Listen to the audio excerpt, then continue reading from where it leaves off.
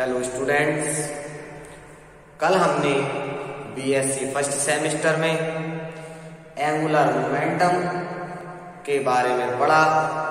कोणीय संवेग जिसे कहते हैं, तथा एन पार्टिकल के लिए एंगुलर मोमेंटम का फॉर्मूला भी निकाला था, उसके बारे में डिस्कस किया था।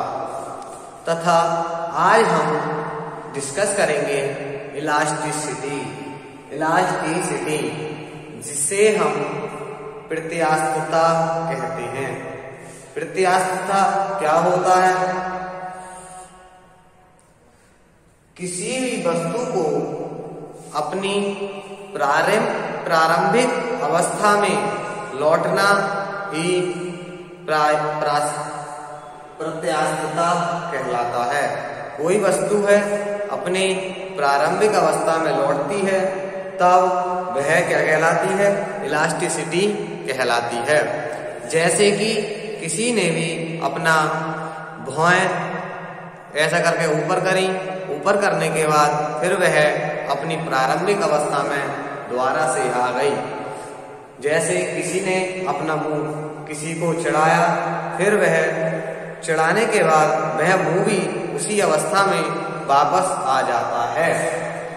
इसी जो इनिशियल स्टेट से जब द्वारा कोई भी वस्तु है वह द्वारा मोशन करने के बाद अपनी इनिशियल स्टेट में द्वारा वापस आ जाता है, उसे हम इलास्टिसिटी कहते हैं।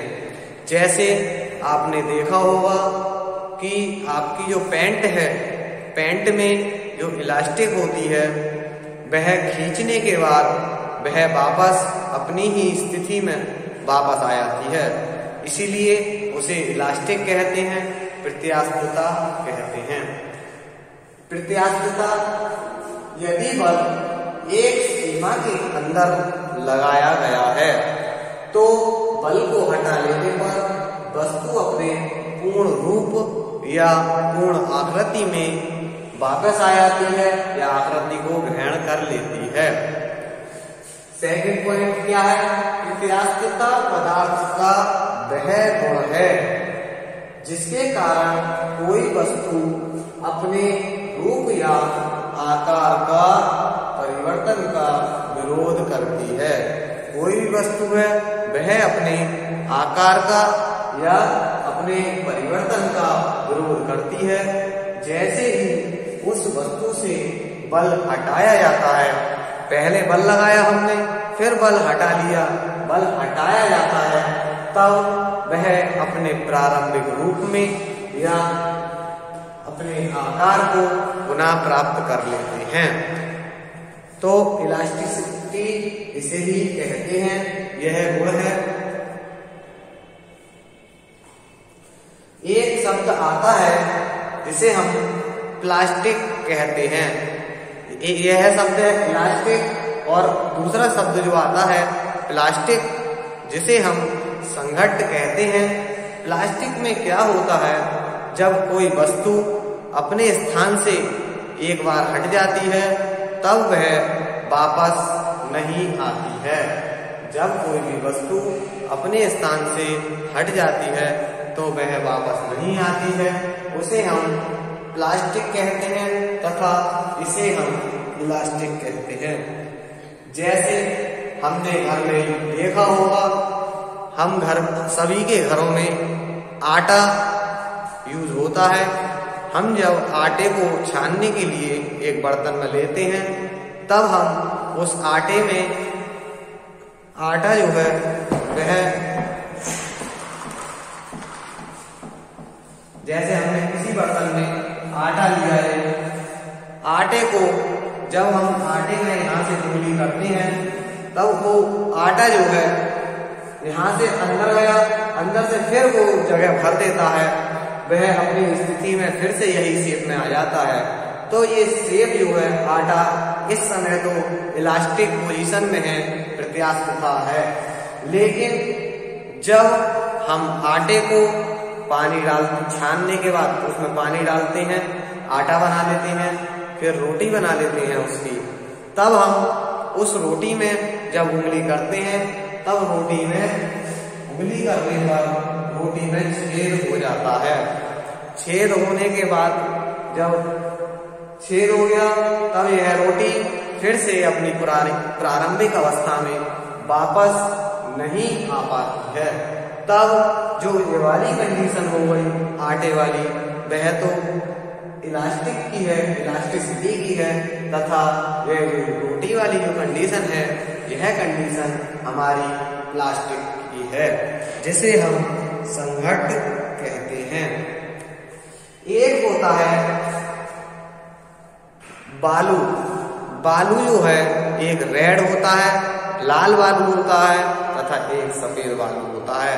जो बालू होते हैं उन दोनों में सबसे ज्यादा जो इलास्टिसिटी होती है, वह इलास्टिसिटी रेड सैंड में होती है। रेड सैंड में इलास्टिसिटी ज्यादा होती है, तथा व्हाइट जो सैंड होता है, सफेद बालू होता है, उसमें जो है इलास्टिसिटी कम होती है। क्यों?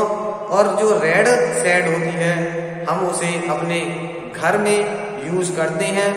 क्यों करते हैं घर में यूज? लाल बालू को हम अपने घर में क्यों यूज करते हैं? क्योंकि जब हमारे घर जो बना हुआ होता है, जब भूकंप आता है, भूकंप आया या कोई भी, तो जो हमारा मकान है अपनी स्थिति से हिलकर अपने वापस स्थिति में वही वैसा का वैसा ही रहता है। इसीलिए उसमें इलास्टिसिटी की पोजीशन आ जाती है। इसीलिए हम अपने मकानों में जो रेड सैंड का यूज करते हैं।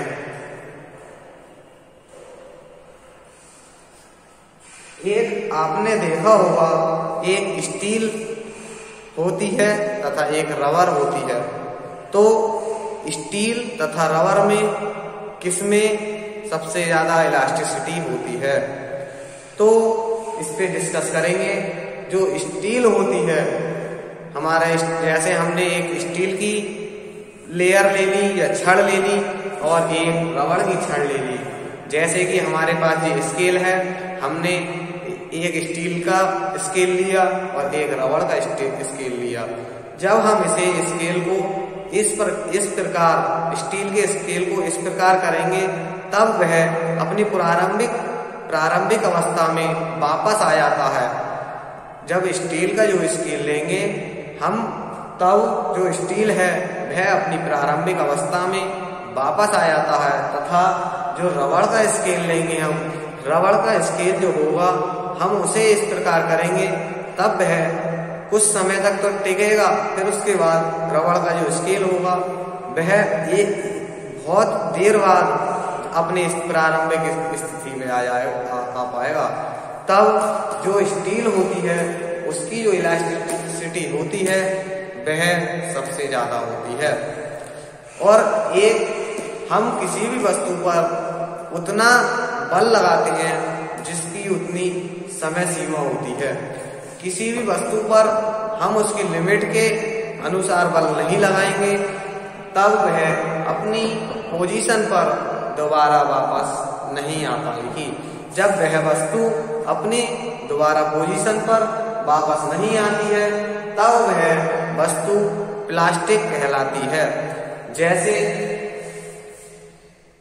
विरूपक बल की वह सीमा जिसके कम बल लगाने पर जो वस्तु है वह अपनी पूर्व रूप या आकृति को ग्रहण कर लेती है, प्रत्यास्थ की सीमा कहलाती है। ये जो सीमा है वह प्रत्यास्थ की सीमा कहलाती है। यदि बल इस सीमा से अधिक लगाया जाए तब वह वस्तु प्रत्यास्थ की सीमा से बाहर हो जाती है, तब वह वस्तु प्लास्टिक कहलाती है या संघट्ट कहलाती है। जैसे जो ट्रेन देखी होगी आपने, ट्रेन की पटरियां होती हैं।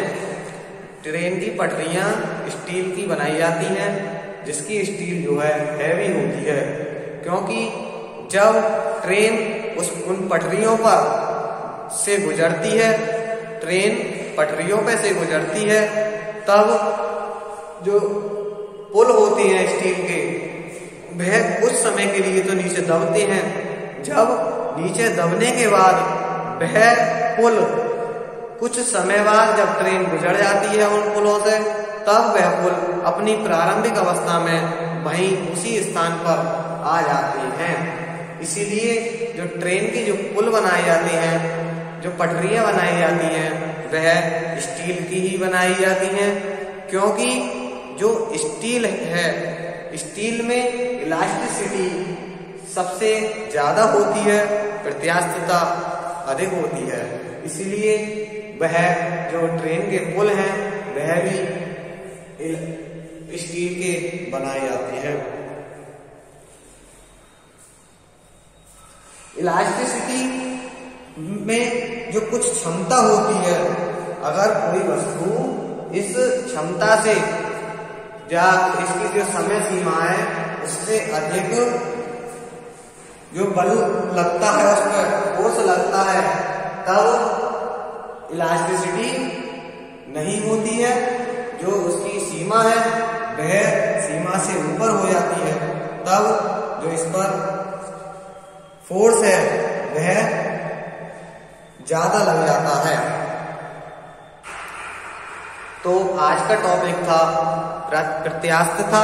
प्रत्यास्थता फिर से बता दूं कि जो वस्तु अपनी प्रारंभिक या पूर्व की स्थिति में या अपनी आकृति में वापस आ जाती है उसे तो हम प्रत्यास्थता कहते हैं, इलास्टिसिटी कहते हैं। तथा जो वस्तु अपनी प्रारंभिक अवस्था में या अपनी आकृति में वापस नहीं आती है, उसमें परिवर्तन नहीं होता है, तो वह वस्तु इलास्टिक कहलाती है। इलास्टिसिटी तथा प्रत्यास्थता कहलाती है।